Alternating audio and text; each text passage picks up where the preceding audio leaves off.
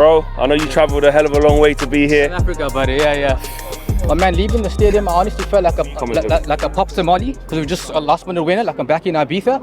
But now that I've settled down, the nerves have calmed down a bit, this team has regressed a lot, my brother. You know, last season looking at United, you know what confused us the most? Watching these peak Ten Hag Ajax videos. You think when you come in here in Ten Hag's second season, these 1-2s, his, fancy ass goals, his passing the ball, etc. None of that. United struggling to control games. We look absolutely lost in the final third at times. And the worst thing is there are a lot of players out of form. Rashford out of form, Onana horrendously out of form, Casemiro horrendously out of form. However, I think at some point things are just going to click and Ten Hag will lead us at some point to the promised land. That's my honest opinion. I fought for Ten Hag. I argued with a lot of friends about Ten Hag. I believe in Ten Hag. Keep back in Ten Hag, yeah. 100%. Regarding Onana, listen, I'm South African, he's Senegalese. I think at some point he'll come right. Inter Milan. It's Cameroonian. It's Cameroonian. Yeah. Sorry, my bad. Yeah. Cameroonian, sorry, my bad. Yeah. Listen, United is a juggernaut of a club, a massive club. Whether you play for Inter, your country, etc., coming to United is a whole different ballgame. You know that. I think give him time.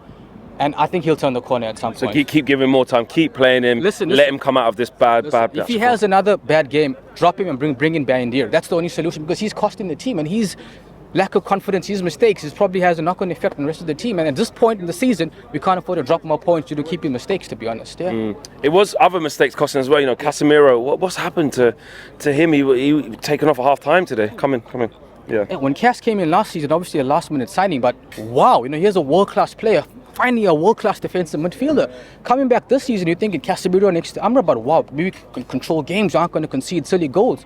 He just completely dropped off. I know we had a bit of an off-season, put on a bit of weight, looked a bit shabby, etc., but he's a world-class player. He's completely gone at the moment. Everything's off. His passing seems off, his positioning seems off. So once again, I hope the international break comes for him as a positive. He can get his mind right, because we need him. Cass is a world-class player on his day, and without Casemiro, I can't see this team really pushing on for the rest of the season, to be honest. Yeah. With winning in that manner, can the team push on? Listen, I would love to say we can push on, but the problem is you aren't controlling games. And if you leave the stadium right now with the fans in a good mood and the players in a good mood, of course we can push on. But throughout 90 minutes of the game, bro, we don't look like we can make a title charge. Figure title charge. Top 4, my friend. Yeah. Lack of confidence, players. There's no fluidity in this team. There's no chemistry in this team. Listen, McTominay is not going to start every single game. He's come on. Luckily, he's in the right place at the right time to get those 2 goals, bringing in his Scotland form as well. But can the players push on? It's only up to the players and Ten Hag, to be honest. I mean, I can say as a fan, the mood has changed, the mood has elevated here. We can enjoy this international break. Come back to the next game, be pumped up, the mood's up. But if the team isn't playing well, bro, it's going to be the same loss after loss after loss, to be honest. Yeah. And it's about, like you said, trying to get that confidence and trying to turn that corner. In midfield, how do we get that balance right? Bruno's off form now. Okay, Amrabat's finally come into there. Hopefully we get Reguilon back after the international break to get some actual fullbacks there. What would you do in the midfield? Listen, I can't wait for Mane to come back, to be honest. I think when Kobe Mane comes back, he's a young player. I watched him in pre-season, very, very well, very, very good on the ball, very good off the ball. This United midfield, something needs to happen. And if Fernandes doesn't tick, this entire team does not tick. And that's a massive problem. We need to find a way to play when Fernandes is having a bad game. And I think bring back Mane, even give Dan Go a run if you have to. Because if the midfield isn't working, this entire team isn't working.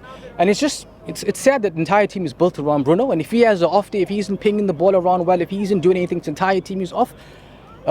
Ten Hag has to do something. I think we need more from Mason Mount as well. Listen, Mason Mount at his peak at Chelsea, his last few seasons were garbage, but on his day, very good passer, very good at set pieces, very good at controlling the game in a sense. Yeah, at Chelsea, if we can get Mason Mount back to his best, I think he'll take a bit of pressure of Bruno, and the United team could elevate to a different level. Who was your man of the match finisher?